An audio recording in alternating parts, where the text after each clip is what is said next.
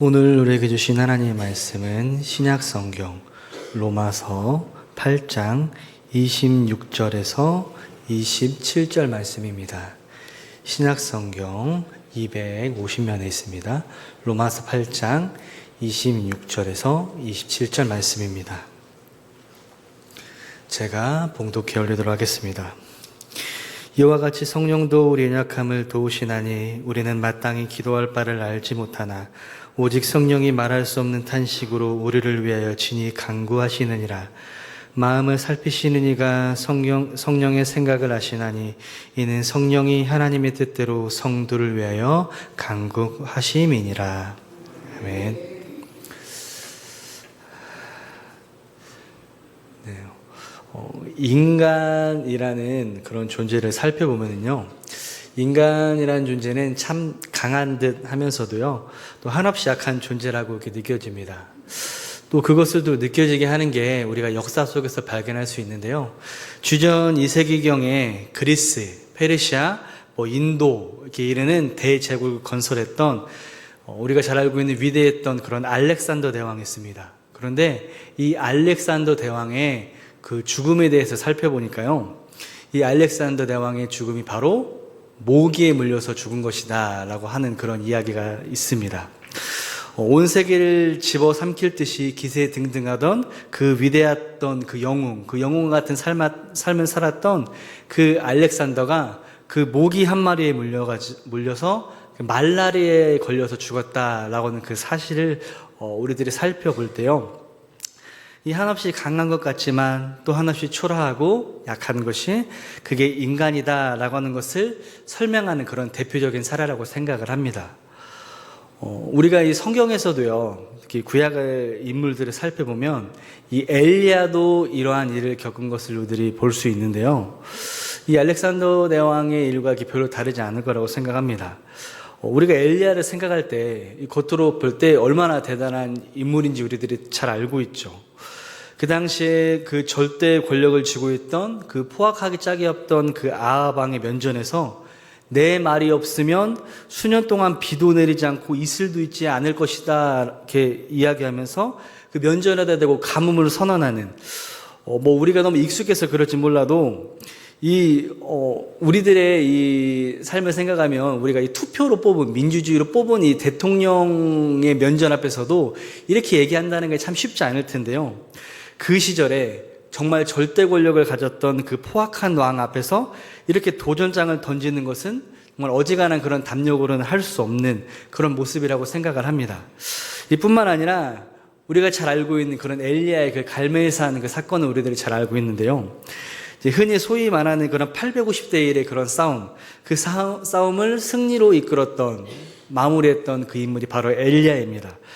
우리가 엘리야를 생각하기에 강하고 담대하고 능력 많은 그런 인물로 우리들이 생각할 수 있는데요, 그런데 이 엘리야가 열왕기상 19장에 보면 전혀 다른 모습을 보입니다. 이 엘리야가 한순간에 마음이 이렇게 무너져 내려가지고요, 하나님 앞에 이렇게 이야기를 하죠. 죽기를 원하여 이르되 지금 내 생명을 거두어 가시옵소서, 이렇게 이야기를 하죠. 요즘으로 치면 우울증이 와가지고요, 자살 충동을 느끼고 있는 그 모습이 이 엘리야의 모습인데요, 여기서 우리는 인간의 이중적인 모습을 보게 됩니다.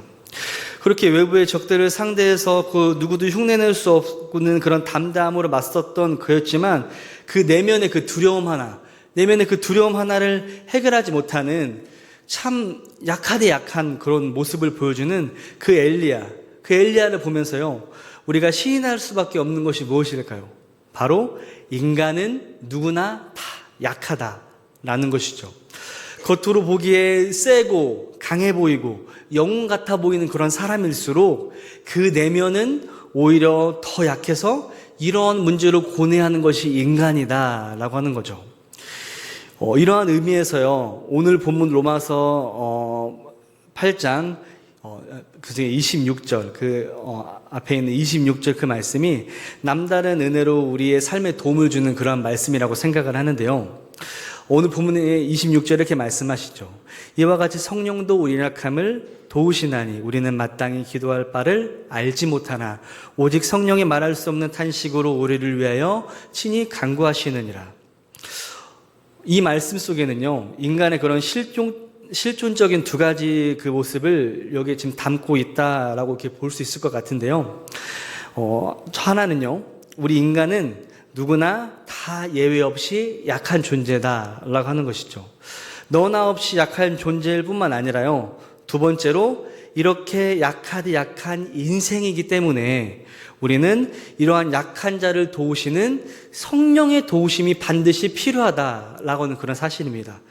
그렇기 때문에 우리가 우리의 삶에서 성령이 필요 없어라고 하는 그 사람은 그 자기의 인생을 이해하지 못하는 그런 무지한 사람이다라고 하는 것이죠.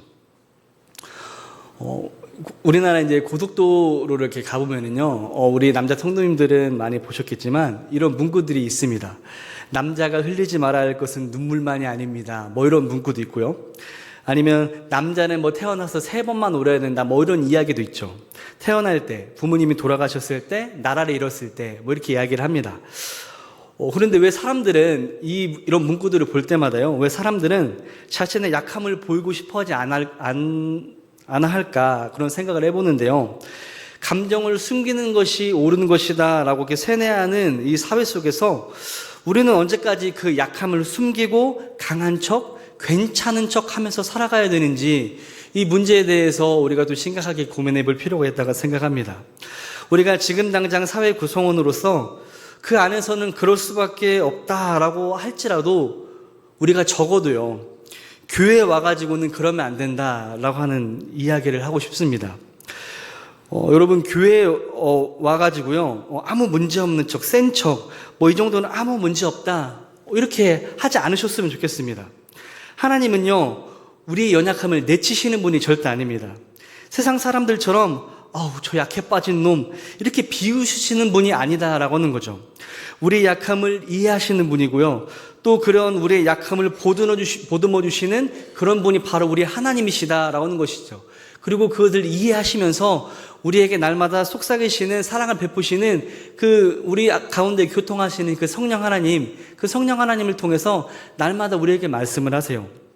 그래서 우리가 적어도 교회에 와서는 강한 척, 센 척, 아무렇지 않은 척 하는 것이 아니라 우리가 가지고 있는 그 모든 것을 다 주님 앞에 내어놓고 주님 앞에 정말 토해내는 심정으로 다 고백하는 그런 우리 모습이 되어야 된다라고 하는 거죠. 그래서 오늘 본문 26절 말씀에서 분명하게 말씀을 하세요. 이와 같이 성령도 우리의 연약함을 도우신다. 사랑하는 성도 여러분, 차마 어디에서도 이야기하지 못했던 혼자 가슴앓이 하는 그런 일이 혹시 있으신가요? 우리 주님 앞으로 나와서 그것을 다 토해내세요. 우리 주님이 반드시 도우십니다. 그리고 우리 자녀분들, 우리 손주분들, 정말 살기에 얼마나 강팍한 그런 세상에 살아가고 있습니까? 누구에게도 말 못하는, 부모님에게도 아니면 할머니 할아버지에게도 말하지 못하는 그런 슬픈 일들을 아마 겪고 있을지도 모릅니다. 그 삶에서 위로함을 얻을 수 있도록 우리가 반드시 전해야 되는 것, 하나님 앞에 나와서 그 모든 것들을 다 토해내고 성령의 도우심을 받을 수 있도록, 그 위로함을 받을 수 있도록 하는 것, 이것이 바로 우리가 물려줘야 될 그런 귀중한 유산인 것을 믿고 나아가는 우리 모두가 되기를 간절히 원합니다. 그런데 우리에게 또 중요한 사실이 하나 있는데요. 그것은 성령의 도우심. 이 도우심이 우리가 생각하는 그런 도우심과는 조금 차이가 있다라고 하는 그런 이야기인데요. 사도 바울의 이야기를 통해서 우리가 이것을 잘 알 수 있습니다. 바울이 육체의 가시라고 표현되는 치명적인 결함이 하나 있었습니다. 우리 성도님도 잘 알고 계시는 그 결함인데요. 얼마나 그게 괴로웠던지 고린도후서 12장 8절에 보니까 이것이 내게서 떠나가기 위하여서 내가 3번 주께 간구하였다라고 그렇게 말씀을 합니다. 3번이라는 이 표현 속에서는요, 그 하나님의 거절하심을 알면서도 절박하게 하나님 앞에 구하는 그 바울의 애절함이 담겨 있는데요. 그렇게 절박하게 그 육신의 가시를 자기를 괴롭히는 이 문제를 해결해 달라고 기도를 드리는데 하나님이 어떻게 응답을 하시나요? 9절에 보니까요, 이렇게 말씀하십니다. 나에게 이르시기를 내 은혜가 내게 족하다. 이 하나님의 말씀을 솔직히 우리 인간된 마음으로 우리들이 생각해 보면 좀 너무하시다 이런 생각이 들 수 있습니다. 당사자인 내가 힘든데, 내가 안 괜찮은 것 같은데 하나님이 괜찮다라고 하시는 이것을 내가 어떻게 받아들여야 될지 그런 딜레마에 빠지게 되죠. 그런데 여러분, 우리의 신앙생활 속에서 사실은 하나님과 이런 갈등 관계가 참 많이 있죠. 이것을 어떻게 해야 되나, 이 하나님의 말씀을 어떻게 받아들여야 되나, 그러한 고민 가운데 우리가 살아갈 때가 있습니다. 난 분명히 안 괜찮은데 하나님이 나에게 이르시기를 내 은혜가 내게 족하다. 왜 우리에게 이런 말씀을 하실까요? 그 다음 설명이 이렇습니다. 이는 내 능력이 약한 데서 온전하여짐이다. 가만히 보니까요, 그 약함의 문제를 풀어가는 바울의 해법과 하나님의 해법이 다른 거죠. 바울은 이 약함의 문제를 걷어내고 그 길을 강함으로 채워야만 자기의 고통이 해결된다라는 그런 생각을 가지고 있었는데, 여기에 반해서 하나님은 그게 아니고 바로 그 약함이 바울의 가시가 강하신 하나님을 의지하는 도구로 쓰도록 너의 삶이 그렇게 연결되어야 된다라고 그렇게 말씀하신다는 거죠.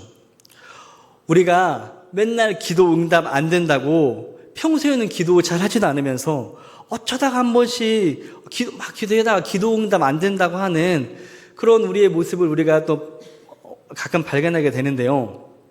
이것이 바로 그러한 문제 때문에 그렇다라고 하는 거죠. 하나님이 응답하시는 것은 내 가시 없애면 안 된다. 너에게 있는 그 고통의 그 가시를 없애면 안 된다라고 하는 거죠. 내가 안 그래도 너의 마음속이 교만으로 꽉 차 있는데, 네가 원하고 하고 싶은 그 마음이 꽉 차 있는데 그 가시마저 없으면 내가 어떻게 그 강하신 하나님을 의지하겠니? 그건 뽑으면 안 되는 가시다. 이런 것들을 발견하는 게 우리의 기도 응답인 거죠. 하나님께서는 우리에게 그렇게 말씀하고 계시는 거예요. 그래서 바울이 뭐라고 고백을 하나요? 그걸 깨닫고 9절 하반에 보니까 이렇게 이야기합니다. 그러므로 도리어 크게 기뻐함으로 나의 여러 약한 것들에 대하여 자랑하나니 그리스도의 능력이 내게 머물게 하려 함이라. 이제 바울이 그것을 통해서 하나님의 해법을 깨달은 것이죠. 그래서 하나님의 법칙은요, 우리 안에 있는 약한 가시를 제거해 주시는 슈퍼맨으로 일하시는 분이 아니라 우리 안에 연약함을 가지고 강하신 하나님을 의지하는 쪽으로, 강하신 하나님을 바라볼 수 있도록 그렇게 도우신다라고 하는 거죠. 우리는 우리의 욕심으로 하나님이 흔히 말하는 그런 슈퍼히어로처럼 단숨에 그 문제들을 해결해 주시기를 원하지만요, 지금 당장 그 문제가 해결된다고 해서 우리의 삶이 나아질까요? 분명 또 다른 문제가 우리의 삶을 덮쳐올 겁니다. 그때마다 우리의 연약함을 인정하고 나보다 강하신 하나님이 일하실 수 있도록 그러한 하나님의 도우심을 받는 우리의 삶이 된다면 그것이야말로 우리가 정말로 원했던 평안 안에서 삶을 살아갈 수 있는 그런 삶이 될 수 있을 겁니다. 그래서 하나님이 우리에게 그런 방법으로 도우신다라고 하는 거죠. 우리는 성경의 그런 많은 이야기들을 통해서 다시 한번 그것들을 확인할 수가 있습니다. 이스라엘 민족을 애굽 땅에서 인도한 모세, 그 모세가 하나님의 부르심 앞에 아이고 하나님 알겠습니다, 제가 그렇게 하겠습니다 라고 했던 것이 아니라 자신의 연약함을 고백을 하죠. 하나님, 저는 입술이 이렇게 말 잘 못하는 사람입니다. 저는 그렇게 못해요 하나님 이야기했을 때 하나님께서 미리 준비하신 그런 하나님의 계획들을 통해서 그를 정말 하나님께서 원하시는 그러한 사람으로서 하나님께서 사용하신 거죠. 그리고 히스기야의 기도를 우리가 생각해 보면요, 그가 인간의 힘으로 해결할 수 없는 큰 벽 앞에 섰을 때 하나님 앞에 자신의 연약함을 고백하고 온전히 하나님의 도우심을 간구했을 때에 하나님께서 그에게 놀라우신 하나님의 은혜를 베푸시는 것을 우리들이 볼 수가 있습니다. 우리 성도 여러분, 오늘은 어떤 마음으로 하나님 앞에 예배 드리러 나오셨나요? 혹시나 하나님 앞에서도 말하지 못한 그런 이야기들이 남아있진 않으신가요? 그 모든 것들을 다 토해내듯 고백하면서 그 연약함을 인정하시기를 원합니다. 그리고 간절하게 주님의 도우심을 구하세요. 우리의 약함을 통해서 하나님이 일하실 수 있도록 우리가 다 온전히 내려놓기를 원합니다. 그때야 비로소 하나님께서 우리 안에 일하심으로 정말로 우리가 원했던 그런 그리스도인다운 그런 삶을 살아갈 수 있는 그런 우리가 될 수 있는 것이죠. 또 우리는 착각합니다. 내가 하나님 앞에 예배 드리러 와줬다고 착각을 하고 하나님 앞에 내가 기도 드려줬다고 착각을 하지만 그것이 아니죠. 하나님께서 예배 올 수 있도록 인도해 주셨고 기도할 수 있도록 자리를 마련해 주셨고 우리가 찬양할 수 있도록 그렇게 해 주셨고 모든 것이 다 하나님께서 우리에게 베풀어 주신 은혜인데 우리들은 우리의 마음이 아직 교만으로 가득 차서 하나님 앞에 그렇게 기도할 때가 있죠. 마치 바리새인처럼 하나님 제가 오늘 예배 드렸잖아요. 그러니까 이것 좀 주세요 하나님. 하나님 좋은 게 좋은 거니까 예배도 드렸는데 이것 좀 주셔야죠. 저는 필요 없으니까 제가 예배 드렸으니까 제 자녀들 좀 잘 풀리게 좀 해주세요. 하나님과의 뭔가 거래를 위해서 나오는 그런 예배의 모습이 아니라 우리가 온전히 다 내려놓고 우리의 것을 다 토해냈을 때 우리가 그런 것들 미처 간구하지 못한 것들도 하나님께서 다 알아서 하나님의 뜻대로 하나님께서 준비하신 대로 다 우리에게 베풀어 주신다라는 것들 그 사실들을 믿고 나아갈 수 있는 그런 우리의 삶이 되기를 원합니다. 그런 우리의 삶이 되었을 때 그런 우리의 모습을 통해서 하나님께서 나를 통해서 나에게 복 주시기 위해서 내가 있는 그곳에 마치 요셉을 위하여서 요셉이 있던 그 보디발의 집에 복을 내리셨던 하나님처럼 하나님 내리셨던 것처럼 우리에게도 나에게 복을 주시기 위해서 우리 자녀들에게도 내가 일하고 있는 그곳에서도 하나님께서 복을 내려주신다라고 하는 거죠. 그러한 하나님의 은혜를 다 많이 받아 누릴 수 있는 성령의 도우심을 받을 수 있는 그런 우리 모두가 될 수 있도록요.